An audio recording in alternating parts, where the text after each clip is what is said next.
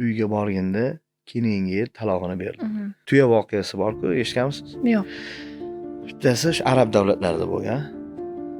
Tuya olishga boribdi, qip-qizil katta tuya turgan ekan. Nesh pul bor, palonsin. Nima aybi bor? Buni aybi yo'q, onasida aybi bor edi. Qanaqa ayb? O'tirib olardi. O'zidan o'zi o'tirib olardi. Tuyalarda bosh tuya bo'ladi-da, bosh tuya nima qilsa, orqadagi tuyalar ham shunaqa ish qiladi. Ha, bunda yo'qmi unaqa? Yo'q, bunda yo'q. Onasida aybi bor edi shunaqa. Ha, bo'pti, xo'p. Ketdi. Oldi, sotib oldi. Karvon yo'lga chiqdi. Bitta tuya, orqada 10 ta tuya.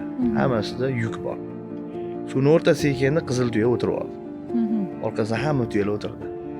Va u odam xizmatchisiga uyga borganda keyingi yil talog'ini berdi.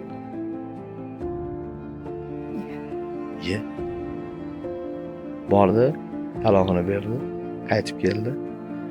So'radi xo'jayindan, nimaga unaqa qildi desa, onasi buzuq edi.